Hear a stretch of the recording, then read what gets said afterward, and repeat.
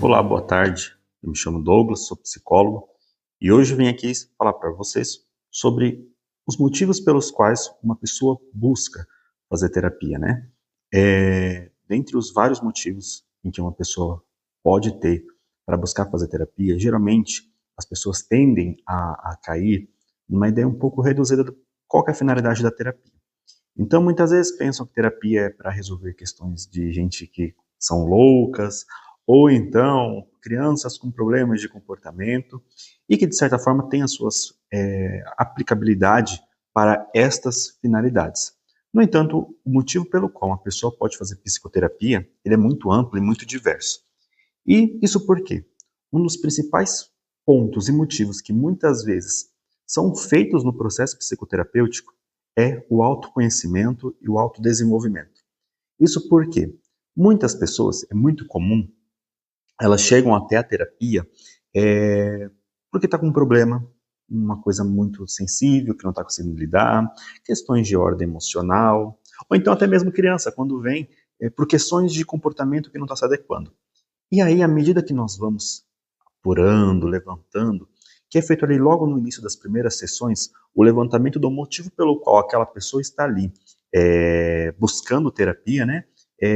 Nós temos ali a demanda do paciente, que é aquilo que ele trouxe de motivo, mas à medida que o psicólogo vai conversando e vai entendendo a história do paciente, o caso que ele trouxe, a demanda que ele trouxe, a gente percebe que tem outras questões subjacentes que são relevantes e importantes, que merecem ser trabalhadas para que ele consiga resolver aquele problema que ele trouxe, para que ele consiga desenvolver ferramentas, capacidades e habilidades que ele vai precisar para enfrentar aquela questão. Então perceba que muitas vezes o autodesenvolvimento, o crescimento pessoal daquela pessoa, ele está imbricado, ele está dentro do processo terapêutico necessariamente, porque nós vamos precisar desenvolver algumas habilidades. Por isso eu trago que o autodesenvolvimento e o crescimento pessoal é uma das principais habilidades, uma das principais causas e motivos que nós precisamos trabalhar dentro da terapia. Só para vocês terem uma ideia, quando nós chegamos neste mundo, nós chegamos praticamente zerados, no seguinte sentido.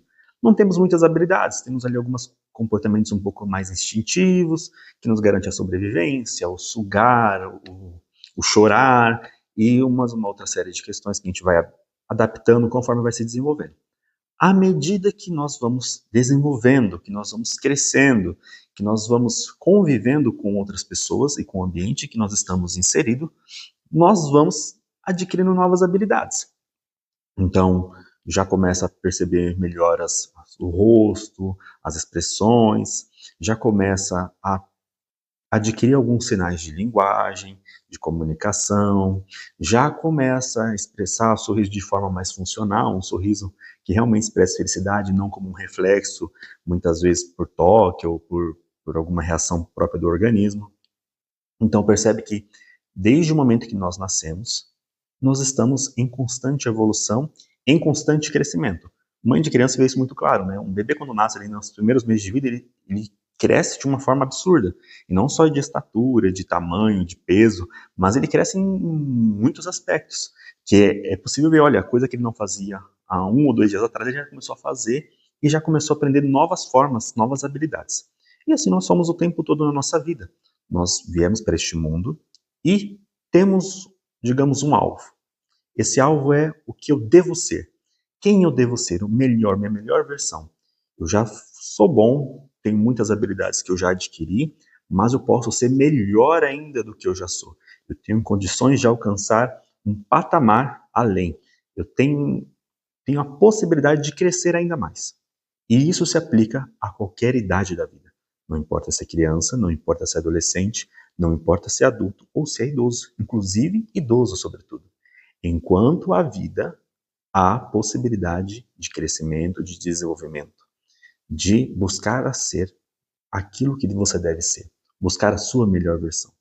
E a terapia, ela vai ajudar muitas vezes nesse processo de crescimento, de autodesenvolvimento. Eu, por experiência própria, eu tive muitos pacientes que chegaram no processo terapêutico com uma finalidade. Olha, minha demanda é isso aqui, ó, problema de relacionamento, quero me separar da minha mulher, isso, aquilo. Então, olha, minha demanda é problema com, sei lá, vício nisso, nisso e naquilo. Ok, mas aí quando nós vamos abordar a história da pessoa, o seu desenvolvimento, as coisas como se dão, os seus valores, nós percebemos que tem muito mais coisas ali que são necessárias serem trabalhadas e que muitas vezes a demanda até que não é tanta demanda, ela é na verdade um sintoma de uma questão maior, ou então aquilo que você buscava não era realmente aquilo que depois, à medida que a pessoa vai se autoconhecendo, ela percebe e fala, opa, peraí que eu estava indo numa direção errada, numa direção oposta, e se eu continuar nesse caminho aqui, provavelmente eu vou me dar mal. Eu vou me estrepar, não vai dar muito certo isso aqui. Percebe? Então, a terapia, ela ajuda nesse processo de autoconhecimento. É o fator base dentro do processo terapêutico. Autoconhecimento, me conhecer quem eu sou, saber as ideias que me dominam, as emoções que me controlam, ou então o que eu devo fazer para que isso não me controle. Disso vai depender muito de cada caso, de cada pessoa. E esse processo terapêutico, ele é único. Aquela pessoa, assim como a pessoa que está na frente do psicólogo, ela é única, ela é irrepetível. Eu posso até encontrar pessoas parecidas, pessoas semelhantes, mas aquela pessoa, com aquela história, naquele contexto, naquele tempo, daquele jeito, com aquela família, com aquele trabalho, com aquela demanda, ela é única e irrepetível e eu não vou encontrar ninguém igual a ela. Por isso, nem sempre técnicas padronizadas vão ser aplicadas, tá? Algumas técnicas funcionam, são aplicadas na maioria dos casos, mas é necessário compreender a singularidade daquela pessoa, a singularidade daquela história, e aí sim, dentro daquela história, de acordo com aquela realidade, com aquela demanda que a pessoa está trazendo, demanda que eu falo é o motivo pelo qual ela veio a terapia. Dentro daquele aglomerado de informações e aquilo tudo que compõe aquela pessoa, é que nós vamos trabalhar, é que nós vamos buscar juntos ali estabelecer as metas, os objetivos que nós trabalharemos dentro do processo terapêutico, que vai depender também de como vai funcionar em cada caso, para cada pessoa. Mas de um modo geral, é necessário que a pessoa muitas vezes ela esteja engajada dentro do processo terapêutico.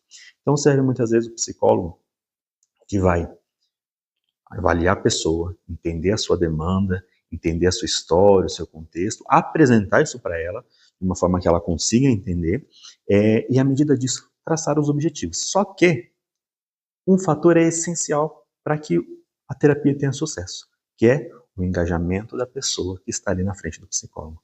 Ela é responsável pela vida. O psicólogo vai ajudar, o psicólogo vai dar suporte, ele vai atender ela nos momentos de crise, ele vai dar a mão ali para ajudar a levantá-la, erguê-la nos momentos de maior extensão, vai comemorar com ela, inclusive, os momentos de conquista, de felicidade, de que os objetivos foram alcançados, mas para que o processo terapêutico tenha eficácia é imprescindível. Não tem como ter processo terapêutico se a pessoa não está engajada, se ela não está comprometida com ela mesma, se ela não assumiu a responsabilidade pela própria vida. Por isso que é muito importante o tema da responsabilidade. Porque na nossa sociedade hoje, nós buscamos muitas vezes terceirizar a culpa. No seguinte sentido, olha, eu sou assim porque na minha infância aconteceu isso, isso e isso comigo. Olha, eu sou assim porque o lugar que eu moro é assim, assim, assado. Olha, fulano é daquele jeito porque o pai dele fez muito isso com ele, por isso e por aquilo. Olha, ela é desse jeito porque é de família, sabe? Tá no sangue, tá no temperamento da pessoa. A mãe já era assim, a avó já era assim, todas da família já eram assim. Perceba que essas afirmações, elas não são totalmente erradas, certo? Não são. Mas é preciso levar em consideração uma coisa: a responsabilidade e a autonomia da pessoa que está passando por aquilo. Ela pode ter traços de herança familiar, de herança genética, traços de influência da parte social dela, isso é inegável, a gente vai ter essas influências.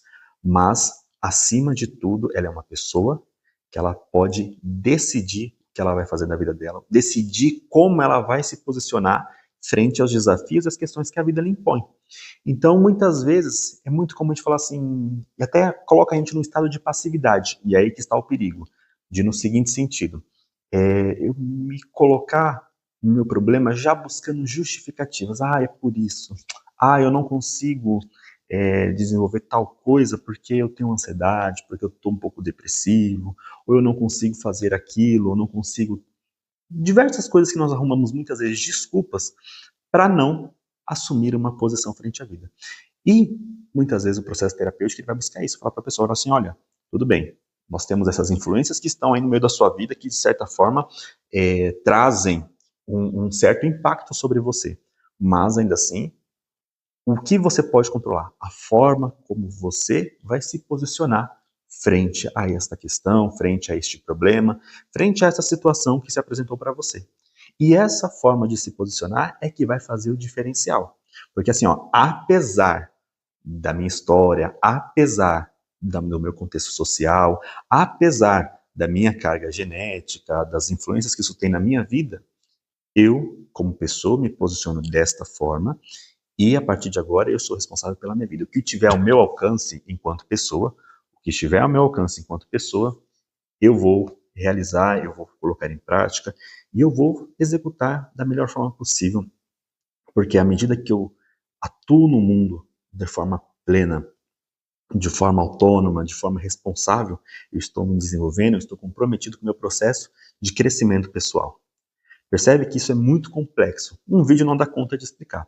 E assim, muitas vezes é o processo terapêutico, aos pouquinhos. A gente vai ali colocando tijolinho por tijolinho, ou então tirando casquinha por casquinha, até ajudar a pessoa a compreender toda a dinâmica da sua vida, toda a dinâmica que está ali à sua volta. E o psicólogo, como esse olhar de fora, que está fora do problema, um olhar neutro, entre aspas, mas que está fora do problema e que consegue enxergar coisas que muitas vezes quem está no olho do furacão não consegue enxergar, vai dando esses auxílios, vai dando essas ajudas, vai ajudando a compreender muitas vezes coisas que ela não está percebendo, vai ajudando a lidar com questões muitas vezes que naquele momento ela não tem suporte para lidar.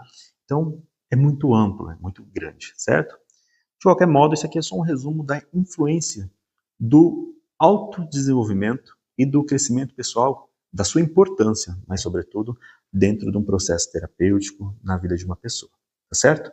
Muito obrigado, até a mais.